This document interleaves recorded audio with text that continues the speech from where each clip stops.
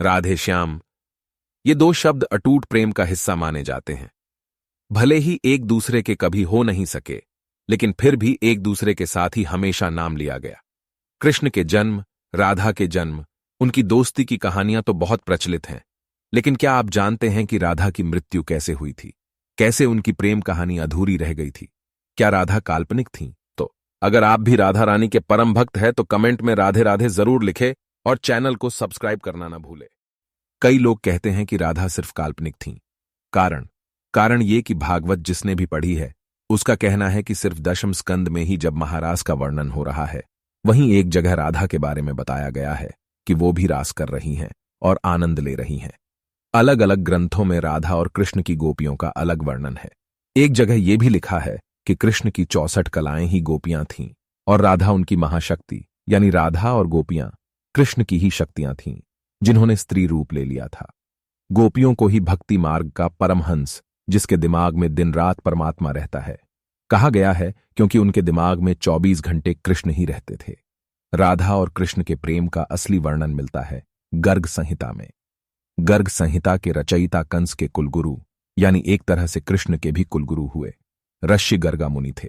गर्ग संहिता में राधा और कृष्ण की लीलाओं के बारे में बताया गया है। राधा कृष्ण के प्रेम के बारे में बताया गया है। इस संहिता में मधुर श्री कृष्ण लीला है। इसमें राधा जी की माधुर्य भाव वाली लीलाओं का वर्णन है। श्रीमद् भगवद गीता में जो कुछ सूत्र रूप से कहा गया है, गर्ग संहिता में उसी का बखान किया गया है। अगर गर्ग मुनि यदुवंशियों के कुलगुरु थे तो ऐसा कैसे हो सकता है कि वो अपने सामने चल रही कृष्ण लीला में किसी काल्पनिक किरदार का चित्रण करेंगे? यहीं से मिलता है राधा के सत्य होने का प्रमाण।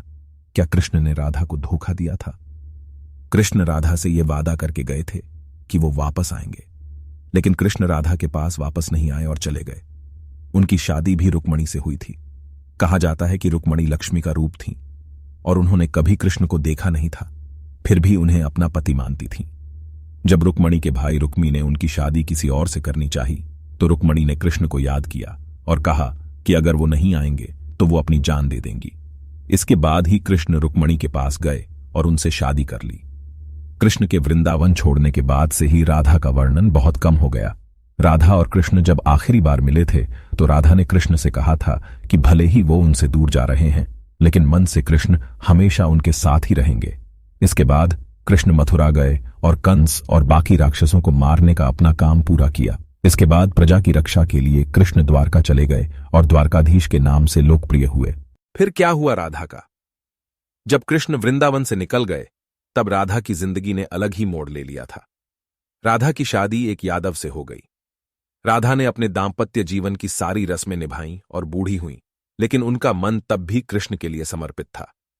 कौन थे राधा के पति? राधा के पति का वर्णन ब्रह्मा वैवर्त पुराण में किया गया है। ये वेदव्यास द्वारा रचित 18 पुराणों में से एक है। राधा की शादी के बारे में भी अलग अलग कहानियां प्रचलित हैं। कुछ के अनुसार राधा की शादी अनय से हुई थी। अनय भी वृंदावन निवासी थे और राधा और अनय की शादी ब्रह्मा की एक परीक्षा के बाद हुई थी। ब्रह्मा ने यह पता लगाने के लिए कि कृष्ण वाकई विष्णु अवतार हैं, उनके सारे दोस्तों को अगवा कर जंगल में छुपा दिया था। उस समय अनय भी जंगल में थे और गलती से वो भी अगवा हो गए थे। इसके बाद कृष्ण ने अपने सभी दोस्तों का रूप लिया और फिर सभी बच्चों के घरों में रहने लगे। इसके बाद अनय रूपी कृष्ण की शादी राधा से हुई थी। एक दूसरी कहानी के अनुसार असल में राधा की शादी हुई ही नहीं थी। ब्रह्मा वैवर्त पुराण के अनुसार राधा अपने घर को छोड़ते समय अपनी परछाई छाया राधा घर पर मां कीर्ति के साथ छोड़ गई थी। छाया राधा की शादी रायान गोपा यशोदा के भाई से हुई थी और अनय से नहीं।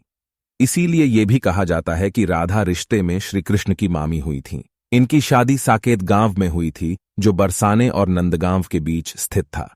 यानी राधा ने अपना शादीशुदा जीवन अच्छे से व्यतीत किया, भले ही मन से वो कृष्ण से जुड़ी रहीं। कैसे हुई राधा की मृत्यु? लोक कथाओं के अनुसार अपने जीवन के अंतिम दिनों में राधा ने अपना घर छोड़ दिया था और कृष्ण से मिलने द्वारका चली गई थीं। जब आखिरकार ये दोनों मिले तो दोनों ने कुछ नहीं कहा। दोनों जानते थे कि मन से दोनों जुड़े हुए थे, लेकिन राधा को लगा कि कृष्ण से करीब रहना उस तरह का सुख नहीं दे रहा है जिस तरह उन्हें तब लगता था जब वो मन से कृष्ण से जुड़ी हुई थीं। राधा बिना कुछ बोले महल छोड़कर चली गईं। अंतिम क्षणों में कृष्ण ने राधा की अंतिम इच्छा पूरी की। जिसमें उन्होंने राधा को सबसे मधुर बांसुरी की धुन बजाकर सुनाई। इसके बाद ही राधा जी कृष्ण में विलीन हो गईं। क्यों नहीं मिल पाए राधा श्याम? गर्ग संहिता के गोलोका कांड में देवर्षि नारद और मिथिला नरेश के बीच का संवाद बताया गया है।